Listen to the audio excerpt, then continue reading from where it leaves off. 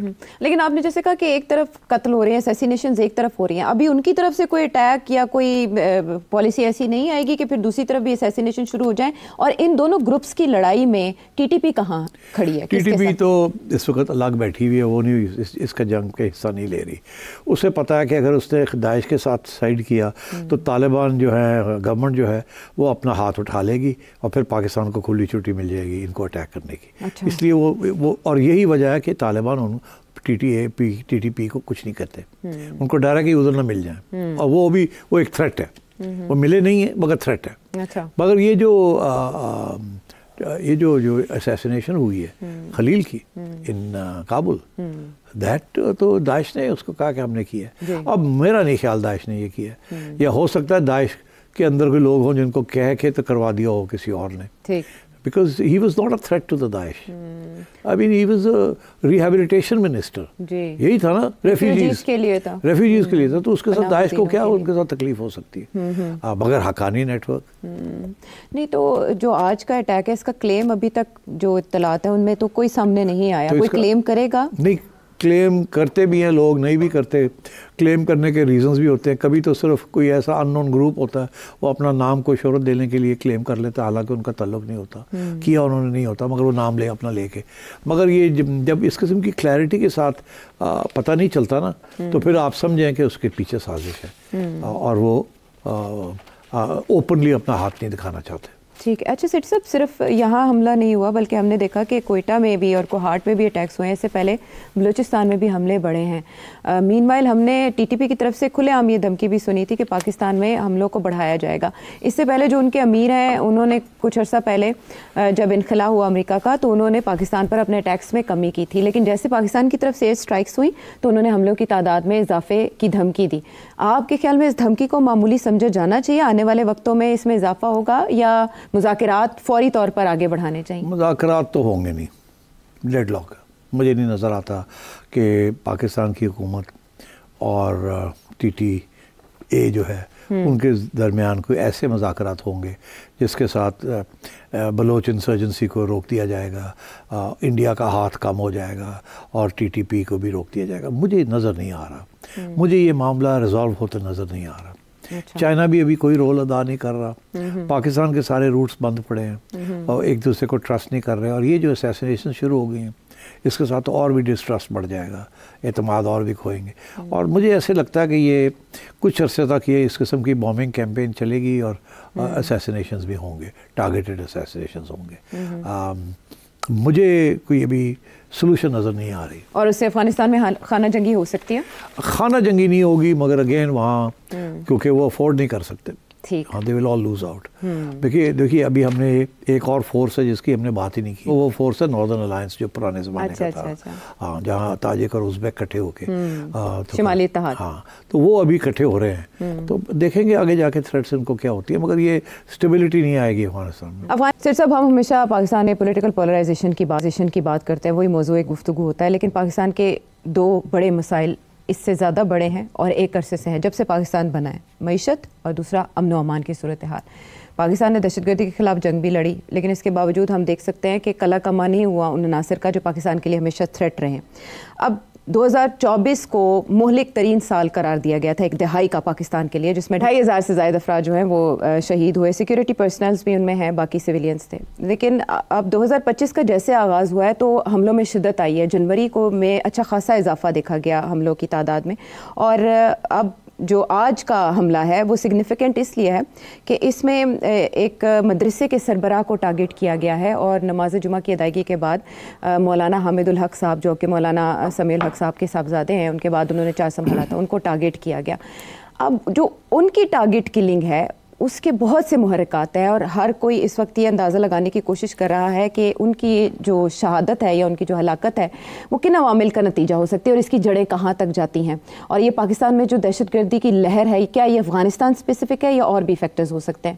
تو آپ کیسے دیکھتے ہیں آج کے اس حملے کو اور دہشت گردی میں اضافے کو؟ دیکھیے میں تو دیکھ رہا ہوں کہ کچھ عرصے سے حقانی نیٹ ورک جیسے ہم کہتے رہے ہیں، جس کے بہت سے بازو ہیں جی، اس کے اوپر اٹیک آ رہی ہے۔ اب اس سے قبل کابل کے اندر ان کے جو ریلیجس افیئرز منسٹر تھے طالبان کے، خلیل، حقانی صاحب، ان کو اسیسنیٹ کیا گیا، ٹارگٹ کلنگ تھی جی، اور کچھ عرصے کے لیے تو کسی نے ذمہ داری نہیں اٹھائی، مگر پھر اسلامک اسٹیٹ خراسان، IS، داعش، انہوں نے کہا کہ ہم نے اس کو ایلیمینیٹ کیا. اب کیوں کیا اس کو بتایا نہیں جاتا کیوں کیا، اس کی طرف میں آتا ہوں ابھی.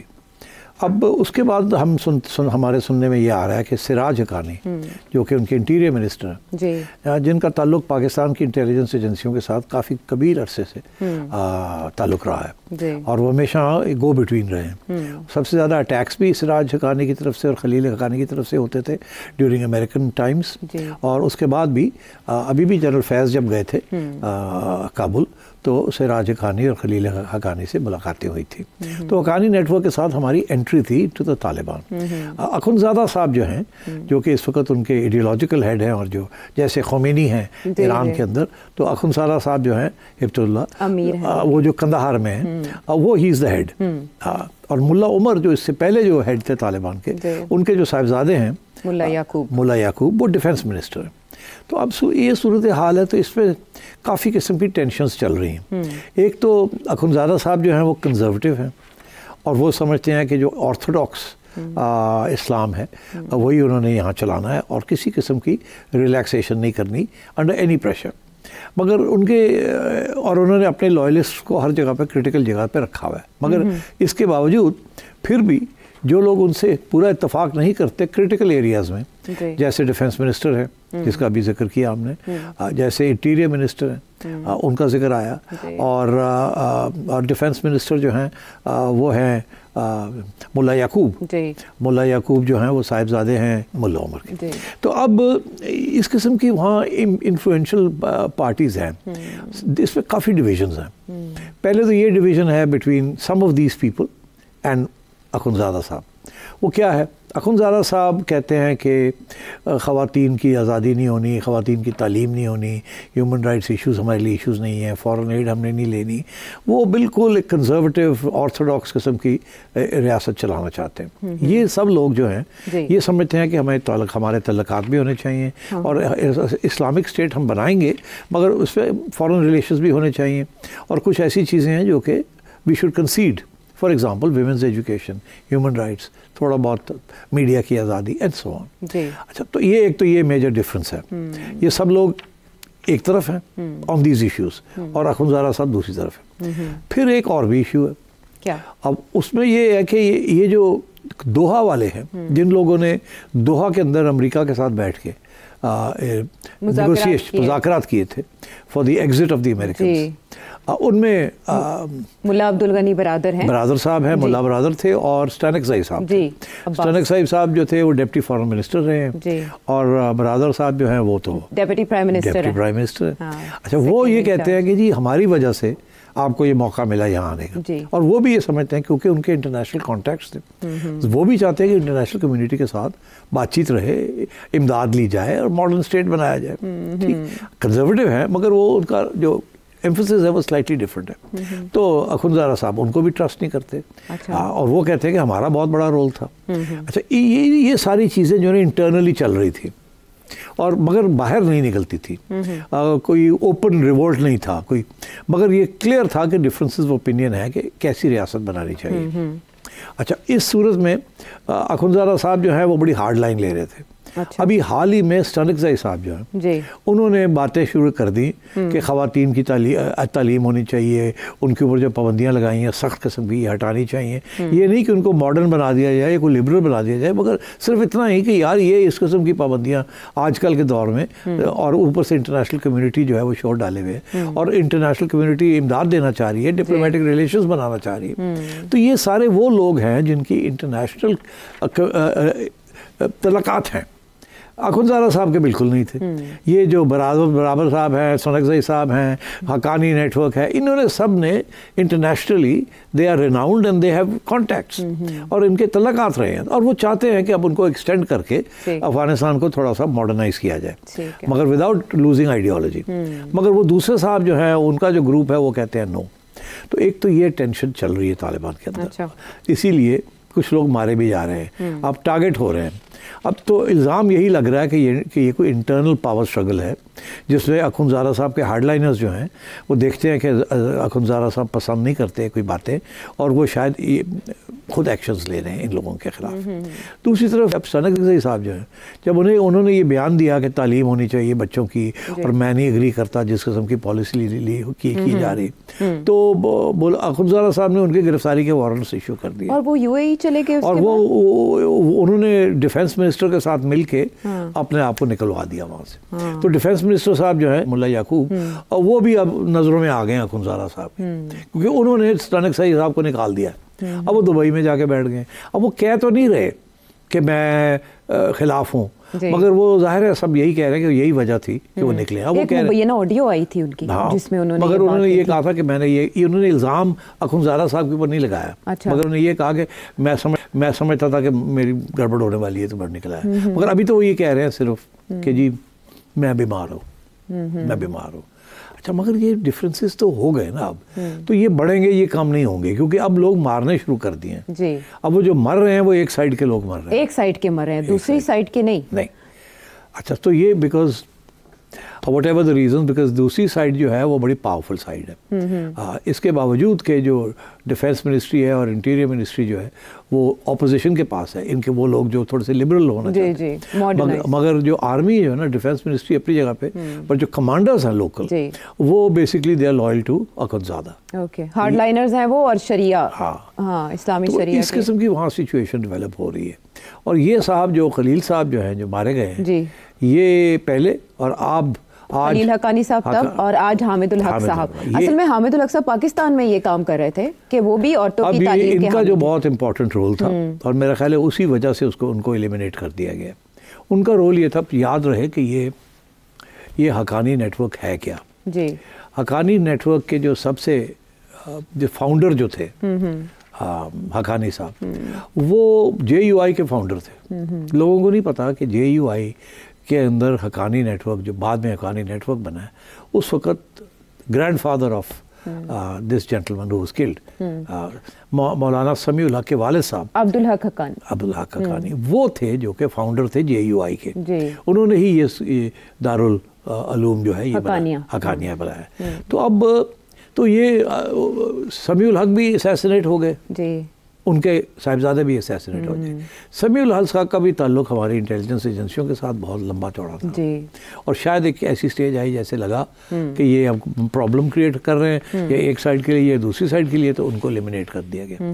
ان کو بھی اسی لیے ایلیمنیٹ کیا کہ یہ بھی ایسے لگ رہا تھا کہ یہ بھی ہماری اسٹیبلشمنٹ کے قریب ہے, کیونکہ ان کا جو آگے جو ایک وقت جا رہا ہے ملنے کے لیے, ان کے اندر ان کا بھی رول تھا کہ یہ بھی جائیں گے. یہ پہلے بھی ایک ڈیلیگیشن لے کے گئے تھے, اور ابھی بھی یہ بھی اسی قسم کی باتیں کرتے تھے کہ انٹرنیشنل کمیونٹی کو منایا جائے, کہ ریکگنائز کیا جائے, اور طالبان جو ہے ہارڈ لائن فیکشن نہ کیا جائے. تو میں سمجھتا ہوں کہ یہ اب جنگ جو ہے یہ ایک قسم کی اندر تو اندرونی تو ہے, مگر جن لوگوں کے زیادہ تعلقات تھے پاکستان کی انٹیلیجنس ایجنسیوں کے ساتھ, ان کو ایلیمنیٹ کیا جا رہا ہے. تو یہ بھی تو ایک میسج ہے پاکستان. دس از اے میسج. اسی لیے گنڈا پور صاحب کب سے کہہ رہے ہیں کہ میں نے ڈیلیگیشن لے کے جانا ہے, ابھی تک اجازت نہیں ملی ہماری اسٹیبلشمنٹ سے. ہماری اسٹیبلشمنٹ فارن آفس کہہ رہا ہے ہمارے بندے بھی ہوں گے, ہم بریف دیں گے. آپ کون ہوتے ہیں اٹھ کے جا کے یہ بات کرنے والے؟ اول تو یہ باتیں جو ہے ریاست کی ڈومین ہوتی ہے, لیول پہ ہوتی ہے, یہ آپ لوگ نہیں کر سکتے. آپ کوئی اور پتہ نہیں کیا ڈرامے کرنے جا رہے ہیں آپ. اب یہ اسیسنیشن حامد الحق صاحب, ان کی اسیسنیشن کے بعد تو مشکل ہے یہ ڈیلیگیشن جائے گی بھی کہ نہیں جائے گی. تو میں سمجھتا ہوں اس قسم کی وہاں کمپلیکیشنز ہیں. ایک تو TTP کا مسئلہ ہے, پھر اسلامک اسٹیٹ خوراسان کا مسئلہ ہے, پھر اخندزادہ صاحب کا مسئلہ ہے, پھر یہ گروپ جس میں سب مختلف وجہ کی ریزنز کی وجہ سے مختلف لوگ ہیں جو کہتے ہیں کہ انٹرنیشنل کمیونٹی کے ساتھ تعلقات بنانے چاہیے, اتنی آرتھوڈاکس پالیسیز نہیں فالو کرنی چاہیے, تھوڑی سی لبرلزم شو کرنی چاہیے, اسپیشلی ان ایریاز میں جہاں انٹرنیشنل کمیونٹی انوالوڈ ہے. آج بھی اگر آپ خواتین کے اوپر اتنی سختی نہ کریں تو بہت انٹرنیشنل کمیونٹی کی طرف سے بڑی امداد آنے کے لیے تیار ہے آپ کو. اب یہ ان کو اس بات کی سمجھ نہیں ہے, اور پھر یہ جو ساری انویسٹمنٹس ہونی ہے وہاں, اس کے لیے بھی تو آپ کو چاہیے نا انٹرنیشنل کمیونٹی کی سپورٹ. یہ تو خود تو کر نہیں سکتے. نہیں کر سکتے. تو میں سمجھتا ہوں کہ یہ Afghanistan is going through a very dangerous stage. ایک تو انٹرنیشنل کمیونٹی کو وہ ساتھ نہیں لے کے چل رہے, دوسرا یہ ہے کہ پاکستان کو انہوں نے دور کر دیا. پاکستان کی مدد کیا, پاکستان کے خلاف محاذ کھولے ہوئے, TTP ایک محاذ ہے, اور نیشن شروع ہو گئی آف پیپل جن کی کہیں نہ کہیں کوئی لنکس ملتی ہے with the Pakistan and so on. کیا یہ اوپنلی گروپ بازی جو ہے باہر آ جائے گی؟ نہیں, میں سمجھتا ہوں نہیں آئے گی. میں سمجھتا ہوں اسی قسم کی اسیسینیشنز ہوں گی. اچھا, ایک دوسرے کے اوپر اسیسینیشنز ہوں گی.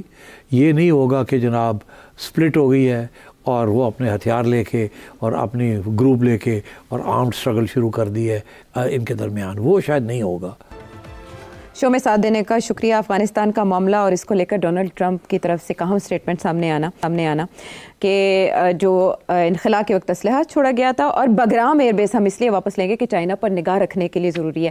پاکستانی جو وزارت خارجہ دفتر خارجہ ان کی طرف سے بھی یہی کہا گیا ہے کہ افغانستان کی سرزمین اور اسلحہ پاکستان کے خلاف استعمال ہو رہا ہے. تو پریکٹیکلی امریکہ آگے آئے گا اس سلسلے میں؟ امریکہ کہے گا کچھ, مگر اخنزادہ نے کبھی وہ ایئر بیس نہیں دینا ہے ان کو, نہ ہتھیار واپس کرنے ہیں نہ ایئر بیس دینا ہے. یہ ایک اور ایشو بنے گا with in the Taliban administration. کچھ لوگ ہوں گے وہ کہیں گے کہ ایک کوئی سیکیورٹی گارنٹیز ہمیں اگر امریکہ سے مل جائیں تو اور بھی بہتر ہے ہمارے لیے. تو کوئی حرج نہیں ہے ایئر بیس دینے کا, جوائنٹ کمانڈ اینڈ کنٹرول ہو سکتا ہے, کوئی نہ کوئی فارمولے نکالیں گے وہ. ڈیفینس منسٹری سے آئے گی بات یا کہیں سے, مگر اخنزادہ نہیں مانے گا. وہ دیکھیے وہ بڑا اسٹرکٹ ایڈیولوجیکل اسلامسٹ ہے. وہ سوال ہی پیدا نہیں ہوتا, جس نے امریکہ کو یہاں سے نکالا ہے وہ آپ امریکہ کو وہاں قدم اٹھانے دے گا, رکھنے دے گا, سوال ہی پیدا نہیں. تو کوئی مشترکہ حکمت عملی امریکہ اور پاکستان مل کے بنا سکتے ہیں TTP کے خلاف یا افغان حکومت کے خلاف؟ نہیں, پاکستان تو چاہتا ہے, مگر کیا حکمت عملی ہو سکتی ہے؟ یہی ہو سکتا ہے نا کہ ڈرون وارفیئر کر دیا جائے TTP کے اوپر, تو اس سے امریکہ کو کیا ملے گا؟ امریکہ تو بیس چاہتا ہے, اپنے ہتھیار چاہتا ہے, وہ تو اس کو ملنے نہیں ہے. تو پاکستان جب تک افغانستان کو کانکر نہیں کر لے گا تو اس وقت تک تو نہیں ملے گا وہ. تو اس لیے میں سمجھتا ہوں کہ یہ دھمکیاں ہیں, نیگوسیشن ٹیکٹکس ہیں, اور کچھ نہیں ہے. ملنا امریکہ کو کچھ نہیں.